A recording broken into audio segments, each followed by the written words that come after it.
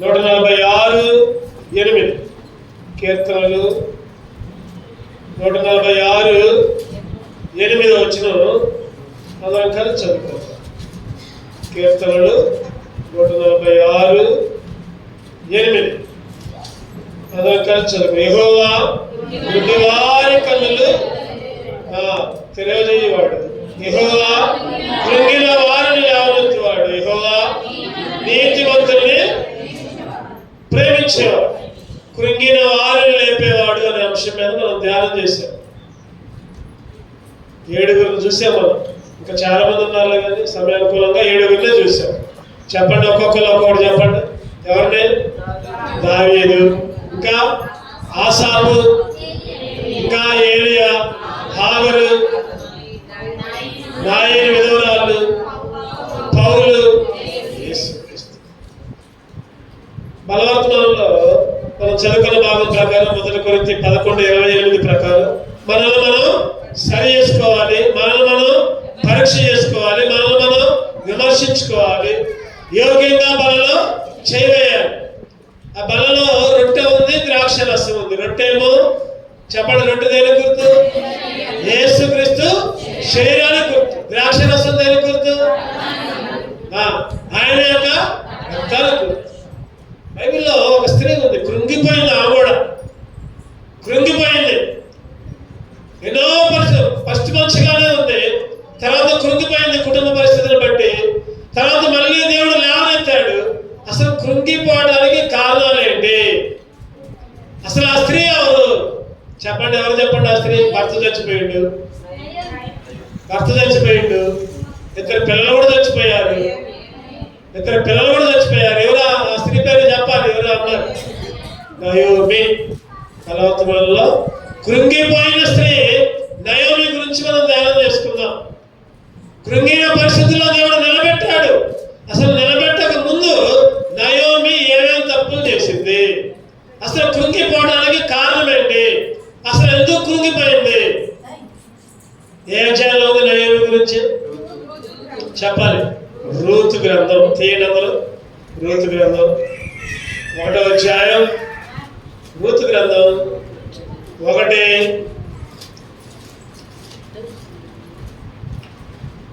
Ruth గ్రంథం 1:20 చదువుకుందాం. 2:20-21 అందరం కలిసి చదువుకున్నాం. ఆమె సర్వశక్తుడు నాకు చాలా దుఃఖము కలుగజేసిన కనుక నన్ను నయోమి అనక మారానుడే, నేను సమృద్ధిగా దానిని వెళితిని. యెహోవా నన్ను రిక్తురాలిగా తిరిగి రాజేసును. మీరు నన్ను నయోమి అని పిలవనేలా. యెహోవా నా మీద విరోధముగా సాక్ష్యము పలికెను, సర్వశక్తులు నన్ను బాధపరచును అని వారితో నయోమి చెబుతుంది. ఏమని చెప్తుందంటే, నాకు దుఃఖం వచ్చింది, సర్వశక్తులు నాకు దుఃఖం కలిగి. ఎందుకు దుఃఖం వచ్చింది చెప్పండి? ఎందుకు దుఃఖం వచ్చింది? భర్త చనిపోయాడు, ఇంకా 2 కుమారులు కూడా చనిపోయారు. అసలు నయోమి యొక్క తప్పులేంటి? ఈరోజు నయోమి లాగానే నువ్వు నేను కూడా నయోమి లాగానే తప్పులు చేస్తున్నాం. ఆ నయోమి తప్పులు ఒక 7 చూసుకుందాం. 7 చూసుకొని అటువంటి తప్పులు మనం కూడా చేస్తే సరి చేసుకుందాం, బలంలో చేయగలం. అసలు నయోమి భర్త చనిపోయిన పరిస్థితి, పిల్లలు చనిపోయిన పరిస్థితి. అసలు నయోమి ఏమేమి తప్పులు చేసింది?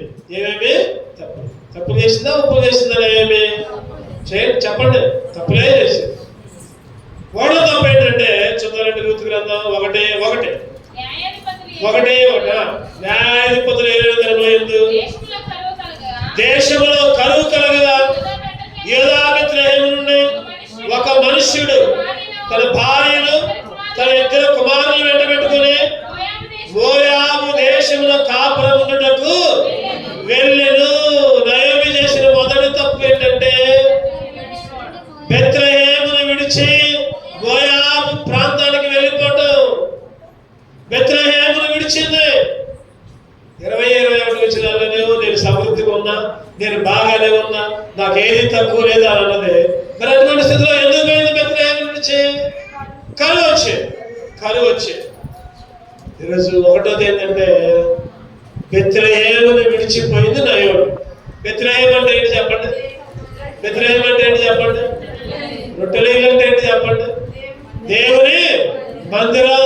ఒకటోది ఏంటంటే నయోమి కురిగిపోవడానికి కారణం, నయోమికి ఇబ్బందులు కష్టాలు రావడానికి కారణం దేవుని ఇల్లు, దేవుని మందిరం, రొట్టెల ఇల్లు, దేవుని వాక్యం ప్రకటించే స్థలం విడిచిపెట్టి ఎక్కడికో పోయింది, ఎక్కడికో పోయింది. ఈరోజు దేవుని మందిరాన్ని విడిచి ఎక్కడికెక్కడికి తిరుగుతున్నాం మనం? ఒక ప్రశ్న మనమే వేసుకుందాం. నన్ను నేనే, నిన్ను నువ్వే. ఎవరు ఏకల్లా, ఎవరు చెప్పక్కర్లా. అసలు దేవుని మందిరాన్ని విడిచి ఎక్కడికి వెళ్తున్నాం? దేనికోసం వెళ్తున్నాం? అంతకంటే ముఖ్యమైనది ఏమన్నా ఉందా?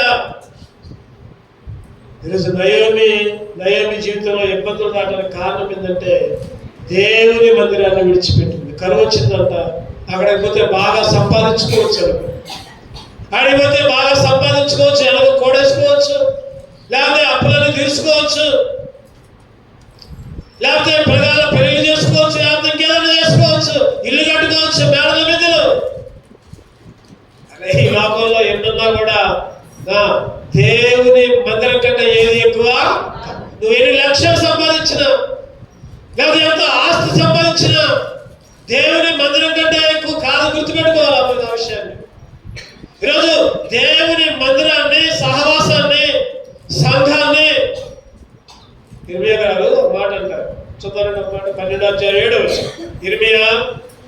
ఇర్మియా ప్రవక్త, ఇర్మియా 12:7 నా మందిరమును నేను విడిచి ఉన్నాను, నా శ్వాసను నేను విసర్జించి ఉన్నాను. చాలు, నా మందిరాన్ని నేను విడిచి ఉన్నాను. నా స్వాస్యం అంటే సొంతం. స్వాస్యం అంటే చెప్పండి, సొంతం. నా మందిరాన్ని, నా స్వాస్యాన్ని, నీ పాలు అంటే మన రోజు తాగే పాలు కాదు, అవి కాదు. పాలంటే బాలు, స్వాస్యం. ఈరోజు నీ మందిరంలో నీకు ఒక పాలు ఉంది, నీకు ఒక స్వాస్యం ఉంది. స్వాస్యం అంటే ఆ రొట్టెలో నీకు ఒక మొక్క ఉంది, నీకు ఉందా లేదా? చెప్పండి. లక్షల మందిరంలో ఉందా లేదా? ఆ ద్రాక్షరసంలో ఒక చుక్క ఉంది, ఉందా లేదా? మరి దాన్ని విడిచి ఎక్కడికి పోతున్నావు? నీ పాలు విడిచిపోతున్నావు, సంఘాన్ని విడిచిపోతున్నావు, సహవాసాన్ని విడిచిపోతున్నావు. ఏదేదో చేద్దామని, ఏదేదో సంపాదించుకుందామని. ఈరోజు మొదటి ప్రశ్న, నయోమి చేసిన పొరపాటు. నయోమి జీవితంలోకి ఫస్ట్ పోయినప్పుడు బాగానే ఉంది, అబ్బా బాగా సంపాదించుకుంది, భలే పని చేసిన అనుకున్నారు ఆ కుటుంబం మొత్తం. 20 పోదాం అమ్మా, ఇక్కడ కరువు వచ్చిందమ్మా, అడిగి పోదాం రాలంటే ఏమనాలి? ఇక్కడ దేవుని మందిరాన్ని విడిచిపోవడం ఏంది, దేవుని ప్రదేశాన్ని విడిచిపోవడం ఏంది? గద్దించాలి, భర్తను గద్దియాలి. నువ్వు పోతే పో, నేనైతే రాను, నేనైతే దేవుని మందిరంలోనే ఉంటా, దేవుని మందిరంలో నాకు పాలుంది, శ్వాసం ఉంది అనాల్సింది పోయి భర్తను అమ్మడించిపోయింది. భర్త తప్పు చేస్తే భార్య కూడా తప్పు చేస్తుంది. భర్త వదిలిపెట్టిపోతే భార్య కూడా వదిలిపెట్టిపోయింది. నేను కూడా తప్ప భర్తతో ఏకీభవించింది తప్పుకి. కొత్త నిబంధనలు కూడా ఒక ఆమె భర్తను ఏకీభవించింది, అక్కడికక్కడే చచ్చిపోయారు. ఎవరు? అననీయ. భర్త తప్పు చేస్తే గద్దించాలి, భర్త మందిరానికి దూరం ఉంటే గద్దించాలి. నువ్వు పోతే పో, నేను మాత్రం మందిరంలో ఉంటా. నయోమి యొక్క అనుభవం, నయోమి చేసిన మొదటి తప్పు రొట్టెల ఇల్లుని, దేవుని మందిరాన్ని విడిచిపెట్టి. నెహెమ్యా గారు కూడా ఆ రోజుల్లో ఒక తీర్మానం తీసుకున్నారు అందరూ కలిసి. 10వ అధ్యాయం చదవడం. నెహెమ్యా 10 చివరి వచ్చిన నెహెమ్యా ఎన్ని వచ్చినది? నెహెమ్యా 10 410 పేజీ 39వ వచనం చివరి లైన్. మా దేవుని మందిరమును మేము విడిచిపెట్టాం, మా దేవుని మందిరాన్ని మేము విడిచిపెట్టాం. అది ఒక మన తీర్మానం అయి ఉండాలి. ఈరోజు నువ్వు నేను చనిపోయేదాకా నేను దేవుని మందిరాన్ని విడిచిపెట్టను. కరువు వచ్చినా, బాధ వచ్చినా, శ్రమ వచ్చినా, హింస వచ్చినా, ఇబ్బందులు వచ్చినా, నిందలు వచ్చినా, ఆఖరికి ఎవరైనా రావద్దన్నా కూడా వదిలిపెట్టకుండా ఉండాలి. అది ఒక్కొక్కసారి తగాదాలు వస్తాయి, మందిరాల్లో తగాదాలు వస్తాయి. మన దగ్గర చాలా సంతోషం, మన దగ్గర కొన్ని ప్రాంతాల్లో చెబుతూ ఉంటారు. ఒక్కొక్కరు తగాదాలు వచ్చి మా దగ్గరకు రావద్దు అని అంటే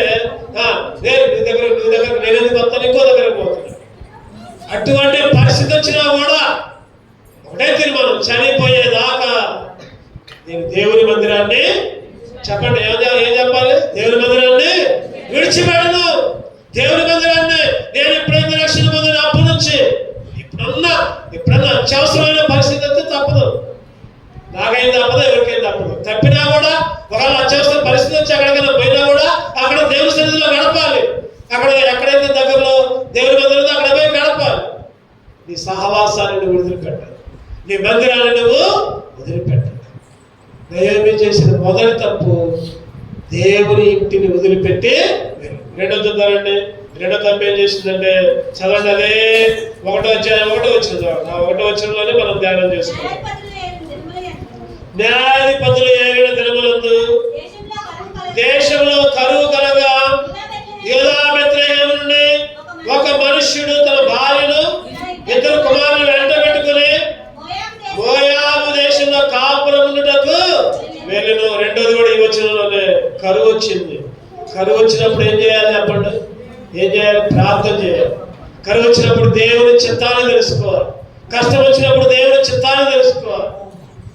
దేవుని చిత్తాన్ని తెలుసుకోకుండా సొంత చిత్తం, దేవుని చిత్తాన్ని తెలుసుకోకుండా సొంత ఆలోచన, లేకపోతే ఎవరో చెప్పిన మాటలు విని. రెండోది ఏంటంటే నయోమి సొంత చిత్తానికి ప్రాధాన్యత ఇచ్చింది. నయోమి సొంత చిత్తానికి దేవుని చిత్తానికి ప్రాధాన్యత. ఈరోజు మన జీవితంలో కూడా ఉద్యోగ విషయాల్లో కానీ, ఆరోగ్య విషయాల్లో కానీ, లేకపోతే ఇంకా ఎన్నో విషయాలు, పిల్లల విషయాల్లో కానీ, చదువుల విషయాల్లో కానీ, పిల్లల విషయాల్లో కానీ, ఫంక్షన్ల విషయాల్లో కానీ, కుటుంబ విషయాల్లో కానీ ఏది చేసినా ఏం చేయాలి చెప్పండి? దేవా నీ చిత్తం ఏంటి చెప్పు. ఈరోజు బయటికి పోతున్నామండి. దేవా బయటికి పోతున్నా, నీ చిత్తానుసారంగా నన్ను నడిపించి ఎక్కడ ఉండాలో, ఎక్కడ మాట్లాడాలో, ఎవరితో ఉండాలో, ఎవరింటికి పోవాలో, ఎవరితో ఎలా మాట్లాడాలో సరైన జ్ఞానమే. ఏమడగాలి చెప్పండి?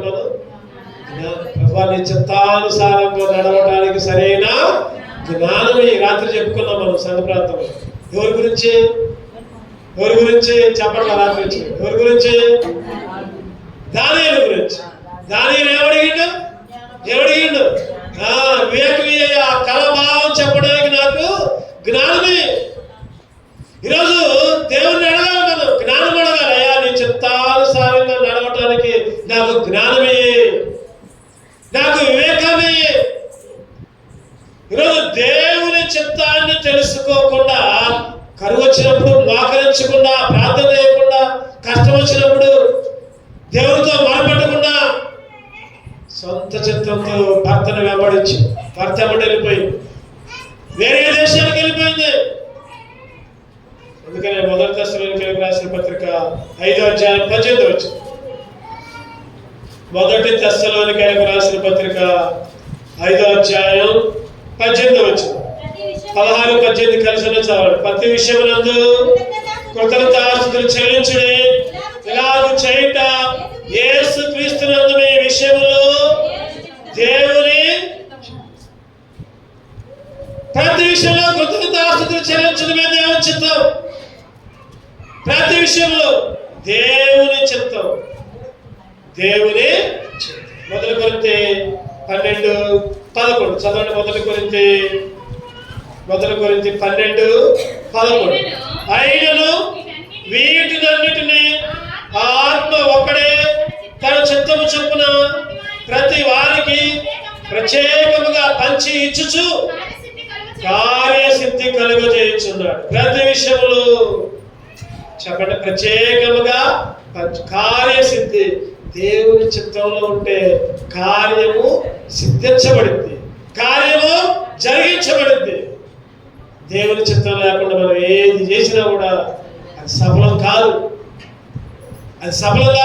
ఎంత ప్రయత్నం చేసినా అది వెనక్కే పోతుంది కానీ ముందుకు రాదు. మరి ఫస్ట్ లో బాగానే ఉంటుంది, ఫస్ట్ లో అబ్బా బాగానే సఫలీకృతం అయినట్టే ఉంటుంది. తర్వాత తెలిసింది అది వెనకపోయేసరికి. దేవుని చిత్తాన్ని ఎరగల ఎవరు? నయోమి. ఒకటోది నయోమి దేవుని ఇంటిని వదిలిపెట్టింది. ఈరోజు నువ్వు నేను కూడా దేవుని ఇంటిని వదిలిపెట్టకూడదు. ఒకటోది. రెండోది నయోమి దేవుని చిత్తం కాకుండా సొంత చిత్తంలో పోయింది. ఈరోజు మనకు ఒక హెచ్చరిక, ఈరోజు ప్రతిదీ కూడా దేవుని చిత్తానుసారంగానే నడవాలి.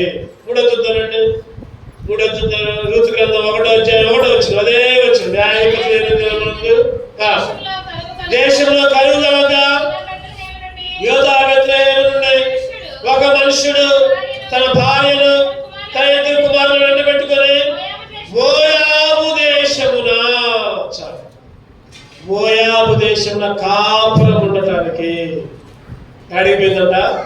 మోయాబు దేశం ఒకటోదేమో దేవుని ఇల్లు వదిలిపెట్టింది, రెండోదేమో దేవుని చిత్తాన్ని చేయాల, మూడోదేమో మోయాబు దేశం. మోయాబు అంటే చెప్పండి, మోయాబు అంటే అన్యులు, పాపులు, దుర్మార్గులు, శాపగ్రస్తమైన ప్రదేశం, పాపపు ప్రదేశం. చెప్పండి, మోయాబీయులు అనే విషయం ఎట్లా వచ్చింది చెప్తారు ఎవరన్నా? ఎవరు వచ్చింది? ఎట్లా వచ్చింది? లోతు ద్వారా, పాపముతో.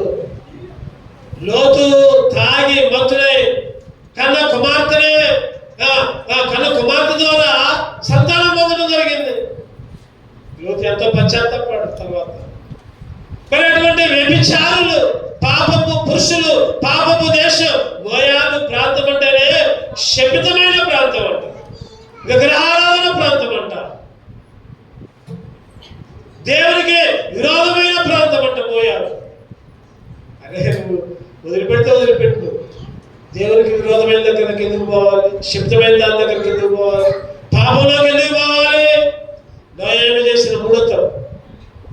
దేవుని మందిరాన్ని, దేవుని ఇంటిని వదిలిపెట్టింది, దేవుని చిత్తాన్ని చేయలేదు, పాపంలోకి పోయింది, అగ్నిలోకి పోయింది, నరకంలోకి పోయింది. ఒక మాట చెప్పాలంటే ఒకసారి విశ్వాసం కూడా ఒకసారి ఆదివారాలు ప్రార్థనకు రాదు, ప్రార్థనకు రాకుండా ఉండటమే ఒక తప్పు. మళ్ళీ ప్రార్థనకు రాకుండా ఇంట్లో ఉండే సీరియల్లో సినిమాలు మొత్తం ఉంటాడు. చెప్పండి, అది ఇంకా పెద్ద తప్పు. అసలు మామూలుగా నువ్వు తప్పు చేయకూడదు. సీరియల్ సినిమాలు నువ్వు ప్రార్థనకు రాకపోగా మళ్ళీ ఇంకా దేవునికి విరోధమైన పని, దేవునికి ఇష్టం లేని పని. ప్రార్థనకు రాకుండా ఇంకా కాళ్ళు ఎక్కడికో పోతాయి, పాపంలోకి, వ్యభిచారంలోకి, దొంగతనంలోకి, అసూయలోకి, మాయలోకి, పాపపు చూపులోకి, పాపపు లోకంలోకి. ఆ కాళ్ళు ప్రార్థనకి రావాల్సిన కాళ్ళు పాపంలోకి పోతాయి. నయోమి చేసిన మూడో తప్పిందంటే పాపములో మోయాబులో అడుగుపెట్టి, మోయాబులో పాపంతో నీకేం పని? విగ్రహారాధనతో నీకేం పని? విగ్రహారాధనతో నీకేం పని? పౌలు గారు అదే అంటారు. చూద్దారండి 2 కొరింథీ 6వ అధ్యాయం 16వ వచనం చదవండి.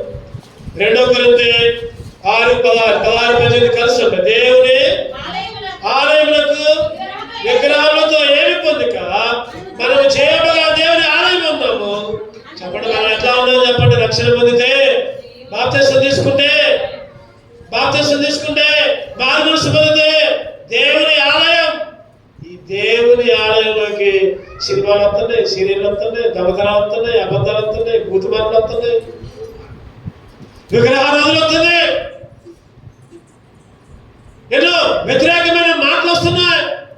దేవునికి, మందిరానికి, సంఘానికి వ్యతిరేకమైన తలంపులు వస్తున్నాయి. ఏంటి నీకు పొందిక? విగ్రహాలతో నీకు ఏంటి పొందిక? జీవము గల దేవుని ఆలయమై ఉన్నాను. ఈరోజు నయోమి చేసిన మూడో తప్పు ఏంటంటే చెప్పండి, దేవుని విడిచిపెట్టమే కాదు, తర్వాత దేవుని చిత్తానుసారంగా ఉండకుండా ఉండటమే కాదు, శపితమైన ప్రాంతానికి, మోయాబులోకి, పాపంలోకి అడుగుపెట్టింది. అందుకనే నయోమి జీవితంలో చెప్పండి ఏం జరిగింది? ఫస్ట్ భర్త చచ్చిపోయాడు, తర్వాత ఏం జరిగింది? కుమారులు కూడా తెలుసుకోవట్లా. ఫస్ట్ పోయినప్పుడు 10 సంవత్సరాలు బాగానే ఉన్నారు అనుకుంటా నేను. 10 సంవత్సరాలు బాగానే ఉన్నారేమో, మంచిగా సంపాదించుకున్నారేమో, పిల్లగాళ్ళు పెద్దలు అయిపోయారు, చిన్నపిల్లగాళ్ళు అప్పుడు పోయారు, వాళ్ళకి వివాహం వచ్చింది, 10 సంవత్సరాలు బాగానే ఉన్నారు. తర్వాత దేవుడు ఒక్కొక్కటి చూపిస్తా ఉన్నాడు. ఫస్ట్ మనం బాగానే ఉంటాం, ఒక 4 సంవత్సరాల తర్వాత, 5 సంవత్సరాల తర్వాత అప్పుడు కాబట్టి నువ్వు చేసే తప్పుకి ప్రతిఫలం దేవుడు గుర్తుతా ఉంటాడు, ఒక్కొక్క ముట్టుకాయ వేస్తా ఉంటాడు. ఫస్ట్ భర్తను చచ్చిపోయినప్పుడన్నా బుద్ధి తెచ్చుకుందా? లేదు. 3 విషయాలు. 4వ చూద్దారండి. రూతు గ్రంథం 1వ అధ్యాయం 1వ వచనం. న్యాయాధిపతులు ఏ దినములందు దేశంలో కరువు కలగగా, ఏం కలిగిందట? కరువు కలగగా. కరువు వచ్చినప్పుడు దేవుని నమ్ముకున్న బిడ్డలు కరువు వచ్చినా, బాధ వచ్చినా, శ్రమ వచ్చినా, ఇబ్బంది వచ్చినా ఏముంచుకోవాలి? విశ్వాసం, నమ్మకం. ఏముంచుకోవాలి చెప్పండి? నమ్మకం ఉంచుకోవాలి, విశ్వాసం ఉంచుకోవాలి. అందుకనే దేవుడు అన్నాడు, రాబోయే రోజుల్లో ఇశ్రాయేలులో విశ్వాసమును కనుగొందునా నేను విశ్వాసం. అసలు విశ్వాసం కనబడుతుంది రాను రాను. ఎవరికి నేను రక్షణ పొందా, నేను బాప్తిసం తీసుకున్నా, ఇప్పుడు బాగానే ఉన్నాం. రాబోయే రోజుల్లో కూడా దాన్ని నిలబెట్టుకోవాలి, అది గొప్ప. ఇప్పుడు దాకా బాగానే ఉన్నాం. దేవుడు ముందే చెప్తున్నాడు ఆ మాటలు, ఇశ్రాయేలీయుల్లో రాబో తరములో విశ్వాసాలు నేను కనుగొచ్చింది. దేవుడి నమ్మకం ఉంచుకోవాలి, దేవుడి మీద నమ్మకం ఉంచుకోవాలి, విశ్వాసం ఉంచుకోవాలి, దేవుడి మీద ఆధారపడాలి. దేవుడు చూసుకుంటాడులే. ఎవరికో చెప్పండి, దేవుడు చూసుకుంటాడులే అనుకో. పౌలు గారు అదే మాట ఉన్నారు, కరువైనా, హింస అయినా, వస్త్రహీనత అయినా, బాధ అయినా. చెప్పండి, ఎక్కడుందో చెప్పండి, తీసుకెళ్ళి చదవండి. ముందు చూస్తారు, టెస్ట్ చేస్తారు, ఎవరైనా తెస్తారేమో ముందు తొందరగా. నేను తీసేదాకా చూస్తా, నేను తీసే లోపల తెస్తారని చూస్తా. ఎక్కడుంది మాట? రోమీయులకు రాసిన పత్రిక 8వ అధ్యాయం 35వ వచనం చదవండి. రోమీయులకు రాసిన పత్రిక 8వ అధ్యాయం 35వ వచనం. క్రీస్తు ప్రేమ నుండి మనల్ని ఎడబాపు వాడేవాడు శ్రమ అయినా, బాధ అయినా, హింస అయినా, కరువు అయినా, వస్త్రహీనత అయినా, ఉపద్రవమైన, ఖడ్గమైన మనల్ని ఎడబాపునా. చెప్పండి, మనల్ని ఎడబాపునా. ఇంట్లో పిల్లడికి జ్వరం వస్తే మందిరానికి రాము మనం. మంచినీళ్ళు రాకపోతే మందిరానికి రాము మనం. ఏదైనా ఫంక్షన్ ఉంటే మందిరానికి రావు. ఇంట్లో భర్త ఏదైనా ఆదివారం స్పెషల్ కర్రీ ఏదైనా తెస్తే వండిన తర్వాతనే మందిరానికి వస్తాం. ఒకసారి దాని గురించి మందిరాలు అనుకుంటున్నారు కూడా ఉన్నారు. ఒకసారి ఒక శరీరం అడిగా, ఏందమ్మా మందిరానికి రాలేదంటే, మా ఆయన తెచ్చిందమ్మా, అది ఉండేసరికి లేట్ అయింది, అందుకనే రాలేదు. నాకు చాలా బాధ అనిపించింది. ఇక్కడ లేదు. ఈరోజు చిన్న వాటికి పౌలు గారు అంటున్నారు, ఈ మాటలన్నీ చూస్తే శ్రమ అయినా, చెప్పండి, బాధ అయినా, హింస అయినా, కరువు అయినా, వస్త్రహీనత అయినా, ఉపద్రవమైన, ఖడ్గమైన. వీటిల్లో నేను ఇంకో మాట చూపిస్తాను. ఏంటంటే అదే చావైనా. చెప్పండి, ఏ మాట అది? చావు. ఉపద్రవం అంటే చావు. చావైనా. మన పక్కన ఏమైనా బంధువులు చచ్చిపోతేనే, అయ్యో వాళ్ళు చచ్చిపోయారు, మేము రాకూడదు. ఏంటట్లు? ఏడు అన్నిడిగా లేకపోతే క్రైస్తవుడుగా? అన్నిరాలుగా క్రైస్తవుడుగా. ఈరోజు చిన్న వాటికి పౌలు గారు అందుకనే ఈ మాట రాయకూడదు. రోమీయులకు రాసుకుంటూ రోమా వాళ్ళు కూడా ఎట్లా చేస్తున్నారంటే, ఏదైనా కష్టం వస్తే మందిరానికి రావట్లా, శ్రమ వస్తే మందిరానికి రావట్లా, వస్త్రాలు లేకపోతే మందిరానికి రావట్లా. పోయినసారి ఒక ప్రాంతంలో ఒక ఊరి దగ్గర పోయా, ఎప్పుడు పోయినా ఆయన వచ్చేవాడు. ఈసారి రాలా. నేను అడిగా, ఏంది పలానా బ్రదర్ రాలేదంటే, ఏమో అన్నారు. అందరూ ఏమో అన్నారు. ఏమన్నా రాకపోతే మరి ఎవరు చెప్పరా? రాకపోతే రాను చెప్పండి ముందని చెప్పే ఫస్ట్. ఎవరు రాకపోతే సావుడికి తెలియజేయండి. అన్నా పలానా దగ్గరికి పోతున్నాం, అందుకని రాట్లా, పలానా దగ్గరికి పోతున్నాం రాట్లా, తెలియజేయండి. మంచిదే, తప్పే లేదు. ప్రార్థన చేస్తారు. ఇంకో ప్రయాణంలో తోడుగా ఉంటాయా, రాకపోకలో తోడుగా ఉండని ప్రార్థన చేస్తారు. రాకపోయేసరికి ఏంటా కారణం అని తర్వాత నేను ఫోన్ నెంబర్ అడిగి ఫోన్ చేస్తే, ఏంటి బ్రదర్ మందిరానికి రాలేదంటే, అన్న స్త్రీ సొక్కా లేదన్న, అందుకనే రాలేదన్నాను. చెప్పండి, ఎందుకు రాలేదంట? స్త్రీ సొక్కా లేదన్న. వస్త్రహీనతైన, ఇక్కడ రాయబడింది, వస్త్రహీనతైన, ఉపద్రవమైన, ఖడ్గమైన. ఈరోజు ఎటువంటి పరిస్థితి అయినా సరే స్నానం చేయకపోయినా రా మందిరానికి. దేవుడు నీ స్నానాన్ని కోరుకోడు, నువ్వు కోరుకుంటావు స్నానం. దేవుడి దృష్టిలో మనం ఎంత స్నానం చేసి చెల్లు కొట్టుకున్నా, చెప్పండి, మనంతా దొరకందో మన నీతి క్రియలన్నీ మురికి పేలికలే. దేవుని విషయాల్లో రూతు చేసింది అదే. కరువులు, విశ్వాసం లేదు దేవుడి మీద, నమ్మకం లేదు దేవుడి మీద. కరువున్నా ఏం కాదులే, దేవుడే చూసుకుంటానులే. ఏంటి ఉన్నప్పుడే నా తింటాం, లేనప్పుడు కూడా తినకుండా ఉండడం కూడా అలవాటు చేసుకోవాలి అనే జ్ఞానం లేదు నా యోగికి. కరువు వచ్చింది, విశ్వాసం ఉంచుకోవాలి, దేవుడి మీద ఆధారపడాలి. 4వ తప్పు. 5వ చదువుతానండి. 5వ ఇందాక చదువుకున్న బాగా చదవండి. ఋతు గ్రంథం 1:20 వచ్చు. ఆమె సర్వశక్తుడు నాకు చాలా దుఃఖము కలుగజేసిన కనుక నన్ను నయోమి అనక. నయోమి అంటే మధురం. నయోమి అంటే అర్థం ఏంటి చెప్పండి. కొంతమందికి నయోమి అనే పేర్లు పెట్టినాయి ఇక్కడ. ఎవరికి ఉంది నయోమి అనే పేరు? చేతిరేత్తండి. నయోమి మా అమ్మకి బాప్తిసం తీసుకున్న తర్వాత నయోమి అనే పేరు పెట్టు. నయోమి అంటే మధురం, తీపి. నయోమి అంటే తీయనిది. నయోమి అంటే మధురమైనది. నయోమి అంటే మధురమైనది. నన్ను నయోమి అని పిలవద్దు, నన్ను మారా అని పిలవండి. మారా అంటే చేదు. మారా అంటే ఎవరైనా పేరు పెట్టుకుంటారా? మారా అని మారా అని పేరు పెట్టుకుంటారా? ఎవరు పెట్టుకుంటారు? ఈరోజు నయోమి అంటుంది కదా, ఒకప్పుడు ఏముంది అక్కడ చదవడం ఒకసారి అన్నమాట. సర్వశక్తుడు నాకు చాలా దుఃఖము కనుక నయోమి వెనుక మారానుడి, నేను సమృద్ధిగా దానిలో వెళుతుని యెహోవా నన్ను రిక్తురాలిగా. సిగ్గుండాలి ఈ మాట అంటారు. ఎందుకంటారండి ఈ మాట? సమృద్ధిరాలిగా ఉన్నప్పుడు నువ్వు ఎందుకు పోయింది అక్కడికి? అసలు సమృద్ధిరాలిగా చేసిందని చెప్పింది ఆమె. చెప్పిందా లేదా? చెప్పింది. నేను సమృద్ధిరాలిగా ఉన్నా వెళ్ళా, రిక్తురాలిగా ఏమీ లేని దానిగా వచ్చా. నయోమి చేసిన 5వ తప్పు ఏంటంటే తృప్తి లేని జీవితం. చెప్పండి, ఏ జీవితం? తృప్తి లేదు, తృప్తి లేదు, తృప్తి లేని జీవితం. ఉన్న దాంట్లో తృప్తిపడు. దేవుడు నీకు ఏది ఇచ్చాడో దానిలో తృప్తిగా ఉండు. చెన్నైలు ఇచ్చాడా? తృప్తిగా ఉండు. చెన్నింట్లోనే గుడిసా, లేకపోతే కారమా, మజ్జిగ, లేకపోతే అన్నమే లేదా, లేకపోతే చెట్టు కింద. అయ్యో నాకు అది లేదు, నాకు అది లేదు, నాకు అది కావాలి, నాకు ఇది కావాలి. గొంతెమ్మ కోరికలు కోరుతారు కొంతమంది. నాకు అది ఉంటేనే.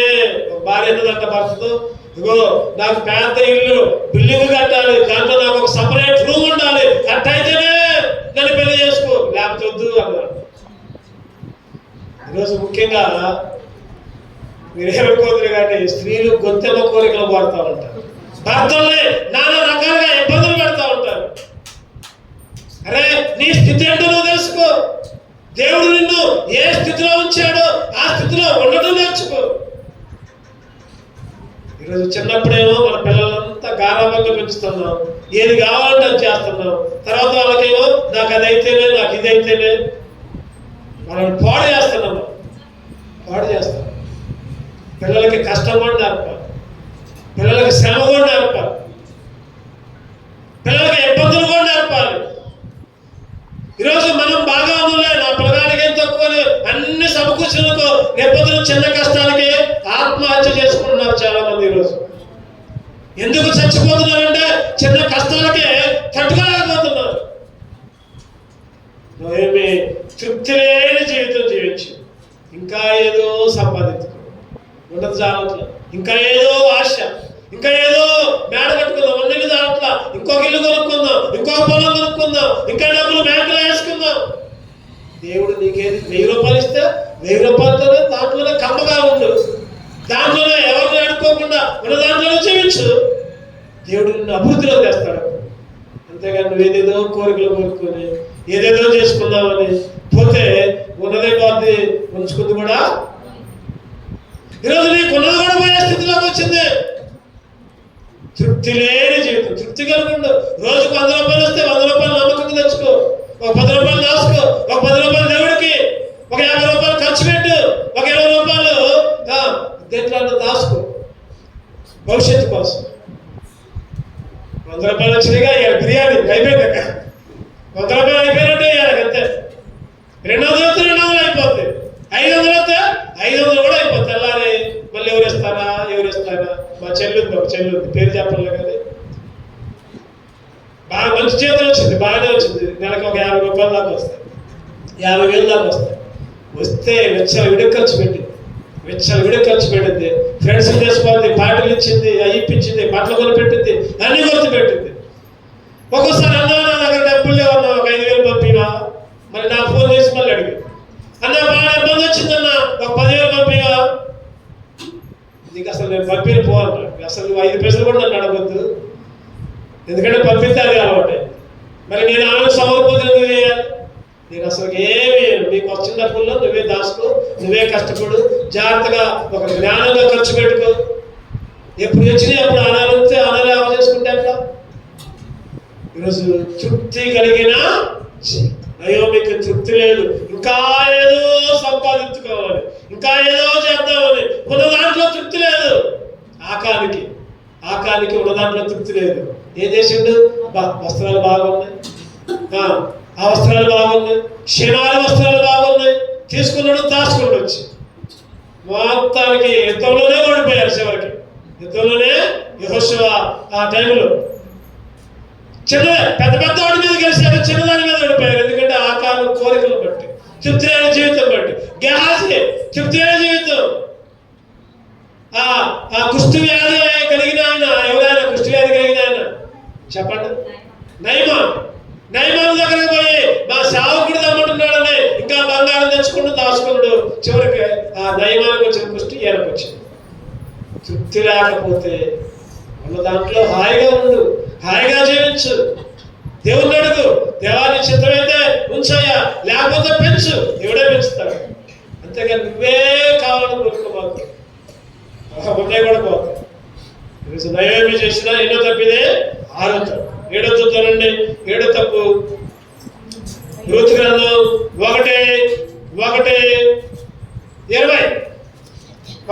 ఆమె సర్వశక్తుడు నాకు చాలా దుఃఖము కలుగజేసిన కనుక నన్ను నయోమి ఒక మారానుడి, నేను సమృద్ధి గల దానిని వెళుతుని, యెహోవా నన్ను రిక్తురాలిగా తిరిగి రాజేసిను.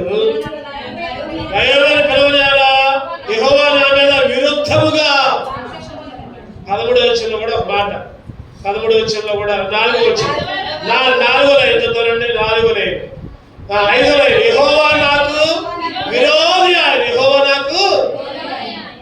తప్పు చేసిందే నువ్వు, మళ్ళీ పెద్దలేవో దేవుడి మీద చెప్పండి. ఎవరు కరెక్టేనా? తప్పు చేసింది ఎవరు? నయోమి. మళ్ళీ ఏముంటుంది?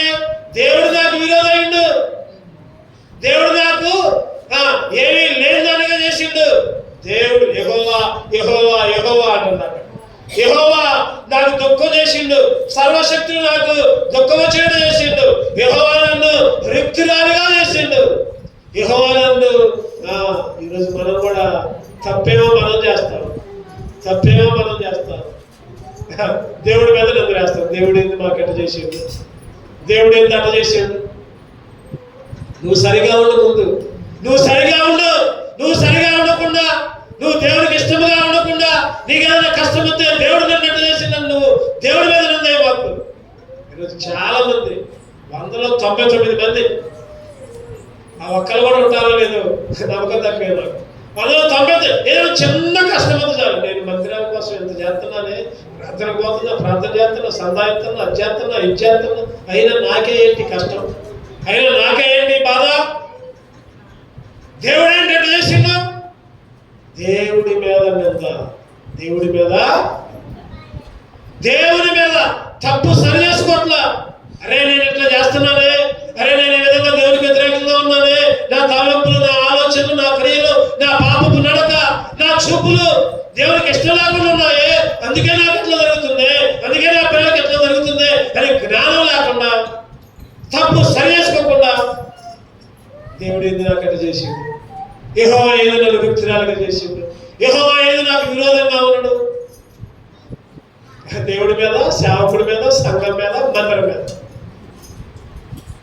ఈరోజు మన జీవితాల్లో ఏదైనా కష్టం వచ్చిందంటే నేను ఎక్కడో తప్పు చేశా, ఆ తప్పు దేవుడిని అడగాలి. ప్రభా నాకు ఈ కష్టం వచ్చిందయ్యా, నేను ఎక్కడో తప్పు చేశాను, ఆ తప్పు నాకు చూపించు, సరి చేసుకునే కృపే అయ్యా ప్రభా, జ్ఞానాన్ని నాకు అయ్యా.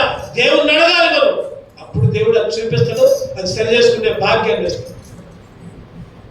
ఈరోజు తప్పులంతా గురించుకొని దేవుడి మీద నిందలేదు. ఒక ఆడదంట, ఒక మా పాపం వృద్ధురాలు వాళ్ళ కొడుకు కోడలు గొడవ పడిపోయారు. మళ్ళీ సేవకుడి దగ్గరకు వచ్చి సేవకుడితో అన్నాడు, అయ్యా సరిగ్గా ప్రార్థన చేయట్లా మా మీద, మా కుటుంబం గురించి ప్రార్థన చేయట్లా, మా కొడుకు కోడలు దాగా పెట్టుకుని పోయారయ్యా అని సేవకుడిని అంటుందంట. అదే వాళ్ళ కొడుకు కోడలు సరిగ్గా మందిరానికి రారు, ఎప్పుడు సినిమాలు సీరియల్ షికారులు, దేవుడికి ఇష్టంగా ఉండదు. వాళ్ళు చేసిన తప్పే కనపడలా, ఆమెకి కొడుకు కోడలు కనపడలా. ఎవరు దొరికారు ఆయనకి? దేవుడు సేవకుడు దొరికాడు, పాస్టర్ గారు దొరికాడు. నువ్వు సరిగ్గా ప్రార్థన చేయట్లా మా గురించి.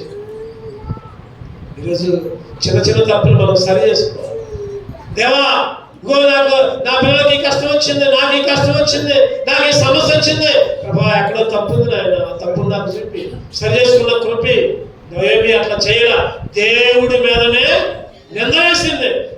మనం ఇప్పుడు నయోమి గురించి మంచిగా చెప్పుకుంటాం. నయోమి మరి తిరిగి బెత్లెహేముకి వచ్చింది, కోడలు కూడా తీసుకుని వచ్చింది. కోడలు కూడా మంచిదే, నీ దేవుడే నా దేవుడు, నువ్వు ఎక్కడుంటే నేను అక్కడ ఉంటా, నీ జనమే నా జనము, అవన్నీ మంచి లక్షణాలు చెప్పుకుంటాం. కానీ ఈరోజు నయోమి యొక్క చెడ్డ లక్షణాలన్నీ చెప్పుకుంటున్నాం. నయోమి యొక్క ఏడంతల చెడ్డ పనులు 7 సార్లు దేవునికి విరోధంగా జీవించింది నయోమి. అందుకని నయోమి జీవితంలో భర్త చనిపోయాడు, కొడుకులు చనిపోయాడు, నష్టం వచ్చింది, రిక్తురాలు అయిపోయింది. చివరిగా ఇంకొకటి చూసుకొని ముగించుకో. ఋతు గ్రంథం 1వ అధ్యాయం 5వ వచనం చదవండి. వారు ఇంచుమించు 10 సంవత్సరాలు అక్కడ నివసించిన తర్వాత మహులోను కిలియోను ఇద్దరును చనిపోయేవి. కాగా ఆ స్త్రీ తాను కన్న 2 కుమారుల్ని తన పెనిమిటి లేనిదాయను. 4వ వచనం చూస్తే వారు మోయాబు స్త్రీలకు పెళ్లి చేసుకుని, వారిలో ఒక దాని పేరు ఓర్పా, రెండో దాని పేరు రుతు. నయోమి చేసిన 7వ తప్పు. 7 తప్పులు చేసింది నయోమి. ఏంటంటే 7వ తప్పు, భర్త చనిపోయిన తర్వాత నేను దేవుని ఇల్లు వదిలిపెట్టొచ్చా, నాకు నష్టం జరిగింది, మళ్ళీ నేను నా ఇంటికి పోతా అని అనుకోలా. ఈరోజు దేవుడిని వదిలిపెట్టి పోతున్నారు, మందిరాన్ని వదిలిపెట్టి పోతున్నారు, తిరిగి రావాలని అనిపించట్లా చాలా మందికి. అరే నాకు ఇక్కడ సంపాదన బాగానే ఉందిలే, కానీ అసలైంది దేవుని మందిరాన్ని పోగొట్టుకుంటున్నానే జ్ఞానాన్ని కలిగించుకోలేకపోతున్నారు.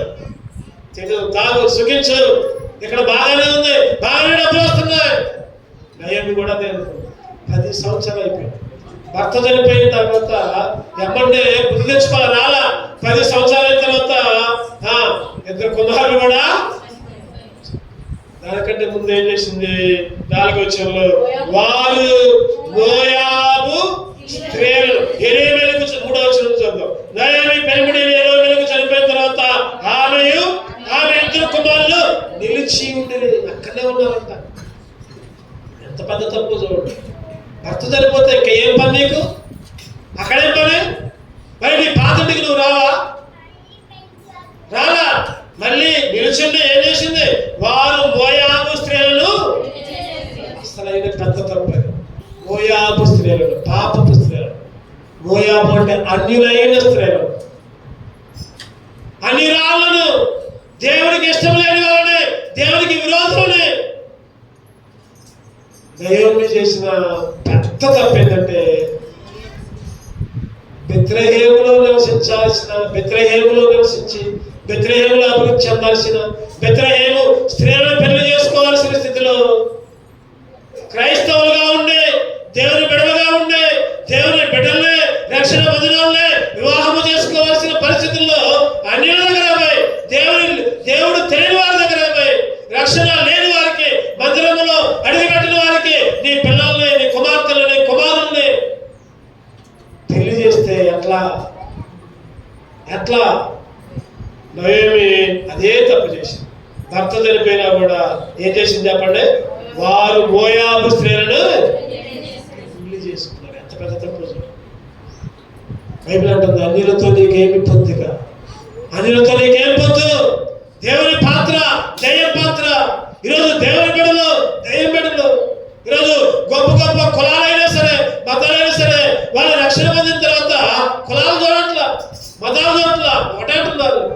రక్షణ పొందిన అమ్మాయి కావాలి, బాప్తిసం పొందిన అమ్మాయి కావాలి, బాప్తిసం పొందిన అబ్బాయి కావాలి. ఈరోజు అన్ని బాగానే ఉంటాయి, మందిరానికి పోతున్నారు, అన్ని చేస్తున్నారు, అన్ని బాగానే ఉంటాయి. కానీ పిల్లల దగ్గరకు వచ్చేసరికి పప్పులో కాలేస్తున్నారు, నష్టపోతున్నారు, జీవితాలని ఎంచుకోలేకపోతున్నారు.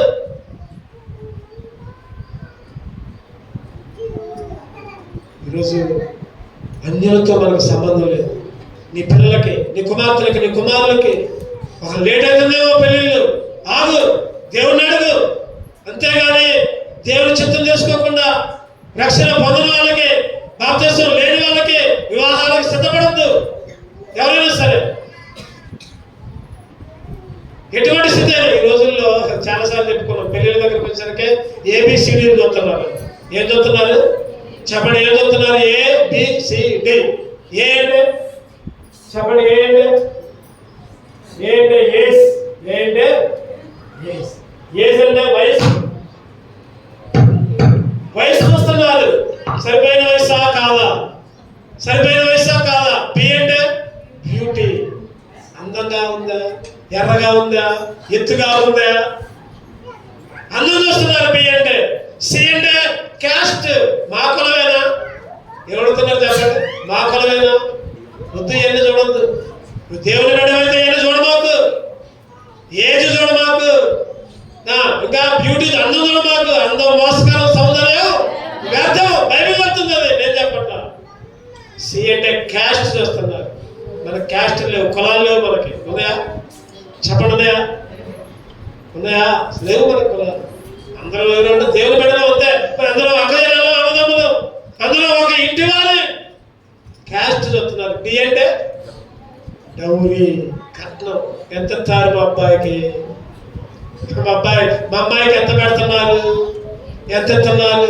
మా అమ్మాయికి మేము ఎంత ఇస్తున్నాంగా, మరి మా అమ్మాయికి ఏం పెడుతున్నారు? ఈ చూస్తున్నారు. కానీ దేవుని చిత్తం చుట్టలా, దేవుని ఆలోచన చుట్టలా. ఈరోజు నయోమి చేసిన పొరపాటే నువ్వు నేను కూడా చేస్తున్నావు. 7 అంతల నష్టం. చివరికి సరిదిద్దుకుంది నయోమి. చివరికి బయలుదేరింది బెత్లెహేము. కోడలు తర్వాత మీరు వచ్చినా రాకపోయినా నేనైతే పోతా. పెద్ద కోళ్ళ అన్నది కదా, బుద్ధి పెట్టుకుని పోతా, నీ దారి నీదే, నా దారి నాదే. చిన్న కోళ్ళ ఏమన్నా తిరుగుతే ఏముంది? అత్త నీ ఎప్పుడే నేను. ఈరోజు ఎంతమంది కోడలు అత్తలు ఏమడచ్చట్లేదో మరి, ఎంతమంది అత్తలు కోడలు కలుపుకోవట్లేదో మరి మీకే తెలియదు, నాకేం తెలియదు. అత్త నీ దేవుడే నా దేవుడు, కోడల నా దగ్గర రా, మన దేవుడి దగ్గరికి పోతాం, మన ఇంటి దగ్గరికి పోతాం. నిజంగా నయోమి సరిదిద్దుకుంది. 7 తప్పులు చేసింది, చివరికి ఏం చేసింది? సరి చేసుకుంది. బెత్లెహేము వచ్చింది. బోయాజుని పెళ్లి కుమారుడిగా సిద్ధపరచుకుంది. రూతుని పెళ్లి చేసుకుంది. యేసుక్రీస్తు వంశంలోనే ఒక మూల పురుషుడిగా, మూల స్త్రీగా రూతు ఎంచబడింది. ఎంత గొప్పదని. సరి చేసుకుంటే, తప్పు సరిదిద్దుకుంటే బాగుపడతావు. లేకపోతే ఎన్నిసార్లు గద్దించినా లోపడకపోతే నాశనమే గతి. రెడకలు మూసుకుందాం. ఒకసారి ఒక్క నిమిషం మనమే సరి చేసుకుందాం. కళ్ళు మూసుకుందాం. ఎవరు అటు చూడద్దు, అయిపోయింది. ఒక్క నిమిషం. నయోమి చేసిన తప్పులు దేవుని అడుగు. ప్రభా, నయోమి అయితే నీ ఇంటిని వదిలిపెట్టిందయ్యా, చనిపోయేదాకా ప్రభా నీ మందిరంలో ఉండేటట్టు చేయి నాయన. అడుగు, నోరు తెలిసి అడుగు. ఇంతకంటే అవకాశం లేదు. దేవుడి వాక్యాలను చూపించింది మన కొరకు, నీ కొరకు, నా కొరకు. ప్రభా, సియోనును వదిలిపెట్టి వెళ్ళకుండా చేయను ఆయన, బెత్లెహేమును వదిలిపెట్టి వెళ్ళకుండా చేయను ఆయన. నీ చిత్తాన్ని తెలుసుకోలేదయ్యా నయోమి. నేనైతే నీ చిత్తం కొరకు ప్రార్థన చేసే బిడ్డగా ఉంచయ్యా. ప్రభా, మోయాబులోకి, పాపంలోకి, శపితమైన ప్రాంతంలోకి వెళ్ళింది ఆయన రూతు. నయోమి శపితమైన ప్రాంతంలోకి వెళ్ళింది ఆయన.